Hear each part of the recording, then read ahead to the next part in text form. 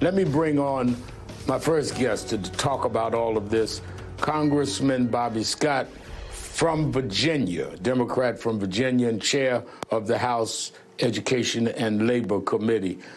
Congressman Scott, given that we've seen in the last 2 weeks these massive killings, these massacres, one clearly race-based, the other we're still putting whatever it is going to be the motive if we find it together, because that assailant was killed.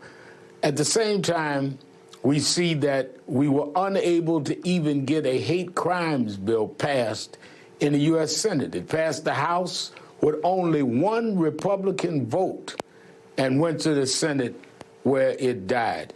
Do you see any possibility at all, and give me your appraisal of why it is so difficult when you have a hate crime clearly written out by the shooter and we can't get federal legislation? What's going on in the Senate and the House? Well, the Republicans in the Senate will have to answer for themselves. We have a situation now where there are things that can be done to reduce the chance that these kinds of incidents will happen, and yet we can pass them in the House.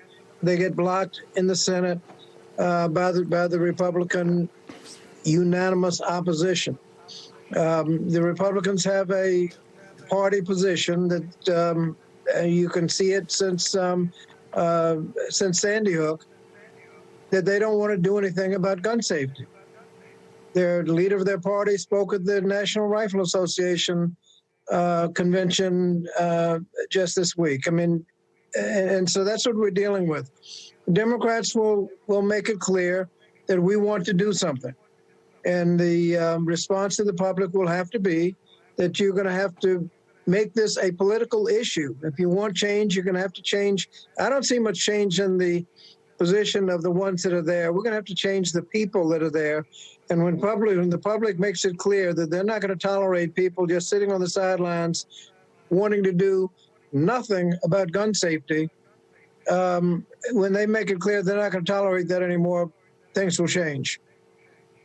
Well, so you don't have faith that even though we saw Senator Chuck Schumer, the majority leader in the Senate, has given them 10 days to come up with something, and we saw 9 senators meet, bipartisan group. You don't have faith that that may lead to something in this moment? I mean, when we're seeing 2 mass killings within 2 weeks, is this a moment for progress, or you don't think that even Reverend Al, I hope it is, but I was in office when Sandy Hook happened, and we couldn't even, the Republicans were in control, we couldn't even get a hearing on gun safety.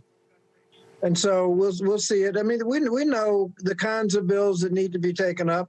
The one most frequently mentioned is the red flag laws, the background checks, doing something about assault weapons, if nothing more than just increasing the age. You have to be 26 to rent a car. How can you at 18 buy an assault weapon? There are other bills that you at 18 can't even deal with the magazine size of the magazine. Thank you. And you can buy an assault weapon. So I mean, there are the things like the size of the magazines. Most of the intervention in these mass shootings takes place when the shooter is fumbling with the magazine, changing magazines.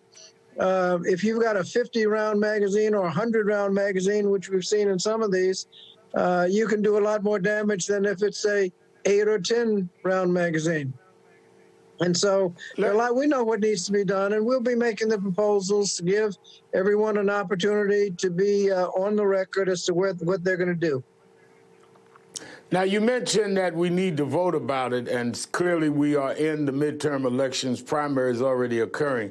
One that we did vote for was President Joe Biden and Vice President Kamala Harris. And this week, the president did sign an executive order on police accountability. I was present along with other civil rights leaders and many of the families of police victims, including the family of George Floyd, which on that day was the second anniversary of his murder. How do you read the impact of that bill? It dealt with everything from a registry where police would now be known if they were found to have gone over the line or broke the law or had done had reports or they had done some inappropriate behavior in terms of unnecessary force. It had in there body cameras. It had in there chokeholds, as well as a suppression, which is what George Floyd died from, Eric Garner from chokeholds. A lot in there that was meaty, but it's an executive order. It's not law. It is policy as long as this president's sitting there. What impact do you think the executive order will have? Exactly. It'll be policy as long as he's in office. It also had provisions for de-escalation and implicit bias, the kinds of things were in the legislation that we were considering. So it covered a lot of ground. Regrettably, it only covers federal agencies, but it sets a framework for others around the country to notice what important issues need to be addressed. There's one thing that people don't mention very often, and that is that most of the things that we were considering are actually local issues. You can get rid of chokeholds just by having the mayor tell the chief of police, no chokeholds. And if he keeps doing it, just fire him. A lot of these things can be solved on the local basis if the voters will push on their local elected officials to make sure the police are doing the right thing. Sometimes the police carry on like they're not subject to political influence. We need to make sure that local citizens press their local elected officials to have some of these implemented on the local basis. But a lot of things like giving military equipment to localities. Yeah. I mean, if a locality needs tanks and that kind of thing, call out the National Guard.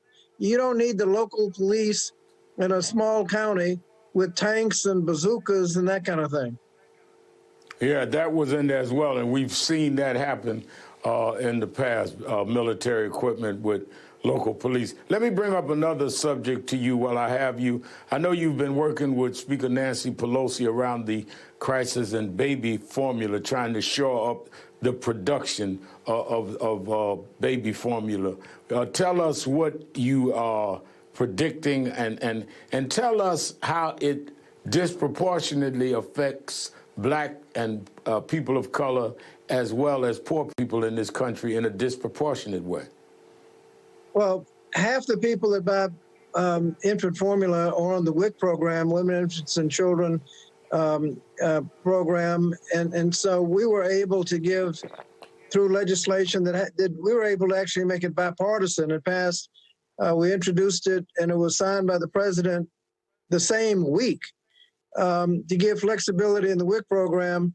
Right now, under the WIC program, if you get a WIC voucher to get baby formula, it is brand specific. It'll say which brand you have to buy.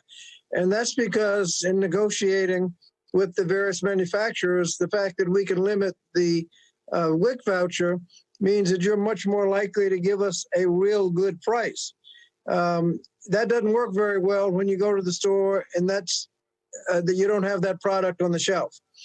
So we gave flexibility in times of emergency that your WIC voucher will be good for whatever is on the shelf. That will make it possible for a lot of people who are unable to use the WIC vouchers to use the WIC vouchers. That was bipartisan and was signed by the president. Another bill, regrettably not bipartisan, provided significant funding so that we could do things like we saw in the just the clip you just showed. We could go in other countries and buy formula and bring it back. There's a lot of expense involved in that. We need the funding to make sure that's possible.